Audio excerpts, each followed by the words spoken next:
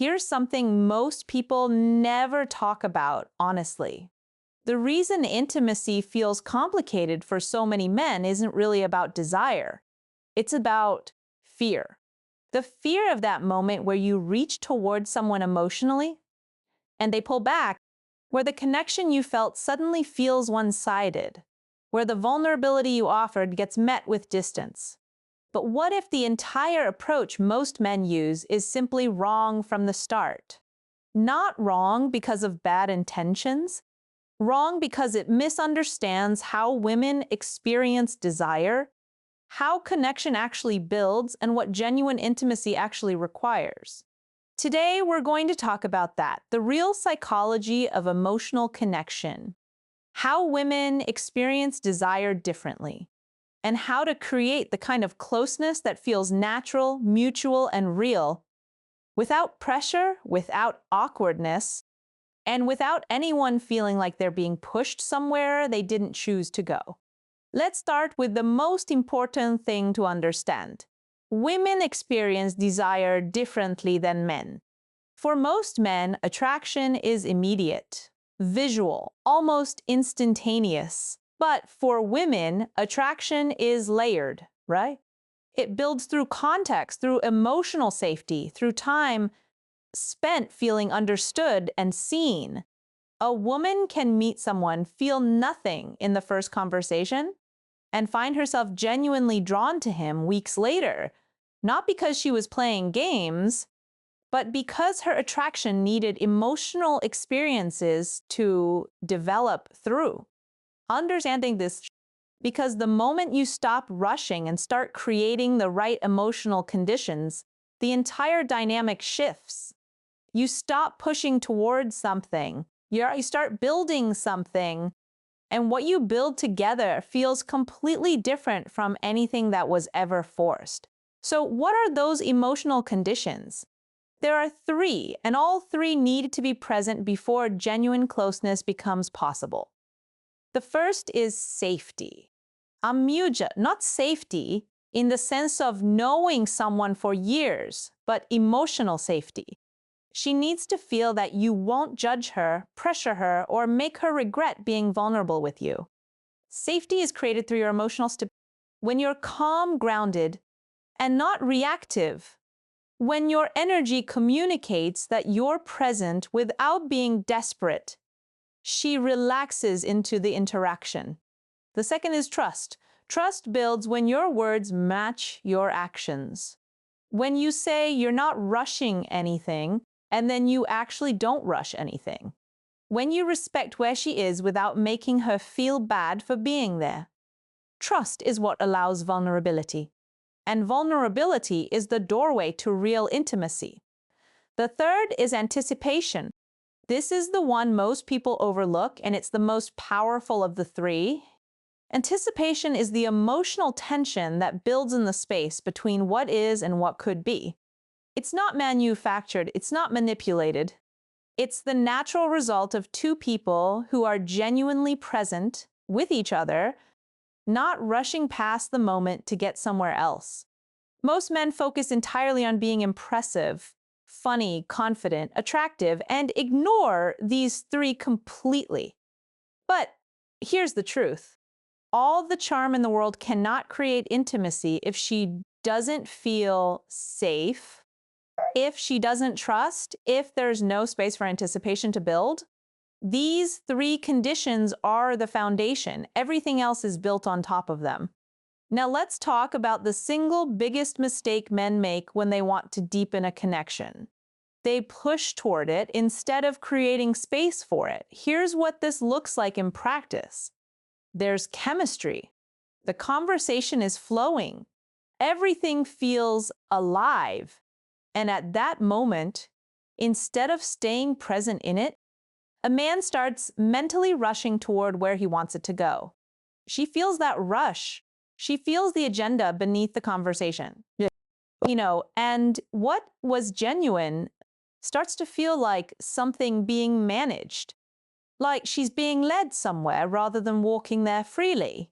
And that feeling, that sense of being steered is what creates resistance, not because she wasn't interested, but because the pressure replaced the connection. The alternative is simple but requires genuine self-awareness.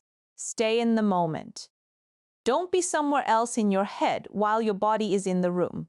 Be genuinely interested in her, in the conversation, in what she's saying, in who she actually is, not as a strategy, but because she's worth being interested in. When a man is truly present, without agenda, without rushing, something shifts.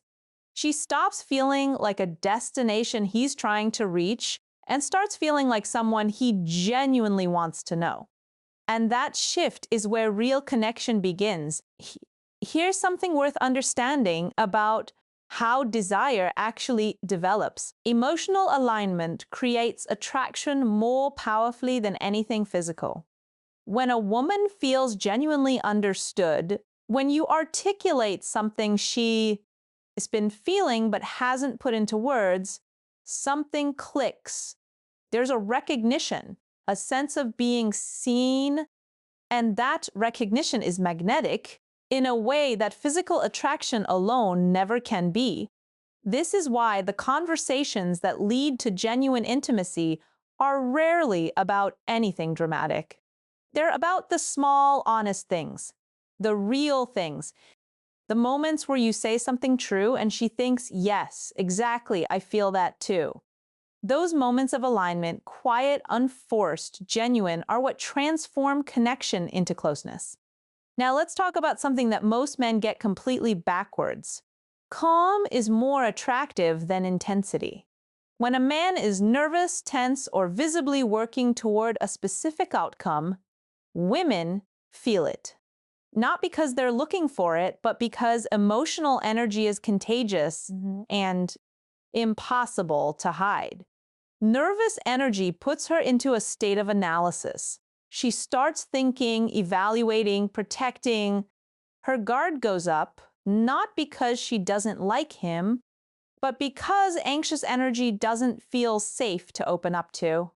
But a man who is genuinely calm, who is comfortable with wherever the interaction goes, who doesn't need it to reach a particular destination to feel okay about himself, creates a completely different feeling.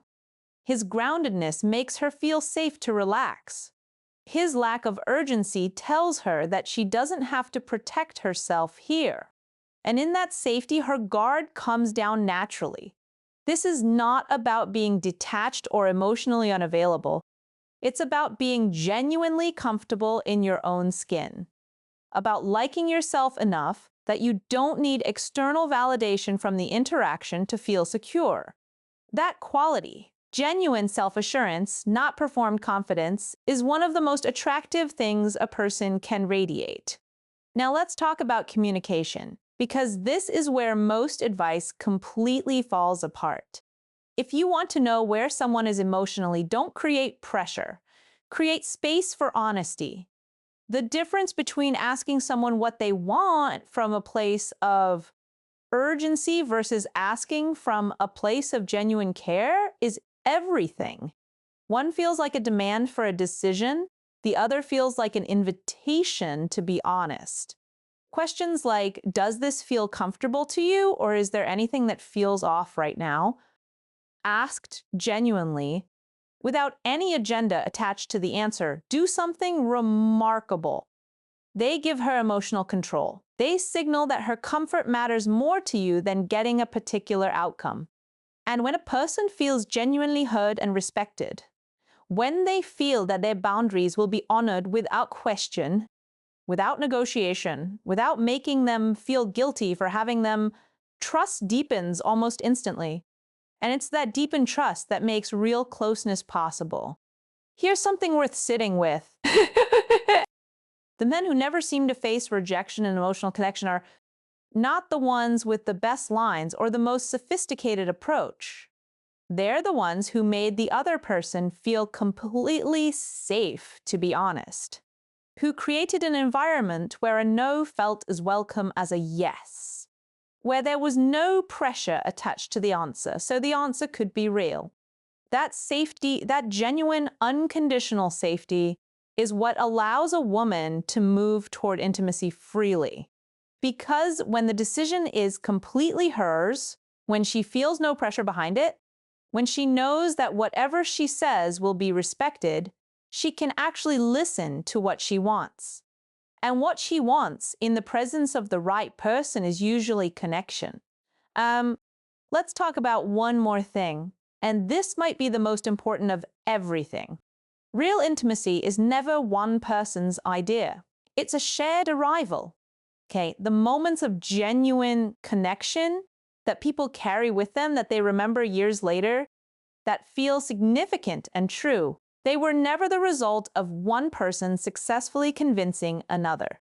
They were the result of two people arriving at the same place at the same time because both of them genuinely wanted to be there. That shared arrival cannot be manufactured. It cannot be strategized into existence. But it can be created through patience, through presence, through building the kind of emotional foundation that makes it feel natural when it happens. When you stop focusing on where you want to get to and start focusing on who you're with right now, on understanding her, on making her feel seen, on being genuinely present, something remarkable happens. The connection deepens on its own. The closeness builds without being forced. And the intimacy that emerges from that feels completely different from anything that was ever pushed toward. It feels real because it is. That's what genuine connection looks like. Not a technique, not a strategy, a way of being with another person that honors both of you. Her feelings, her pace, her autonomy, and yours too. If this gave you a different way of thinking about connection and what it actually requires, share it with someone who needs to hear it. Subscribe to Magda K Inspires because every week we go deeper into the real psychology of relationships, desire, and human connection. The next video is already waiting. I'll see you there.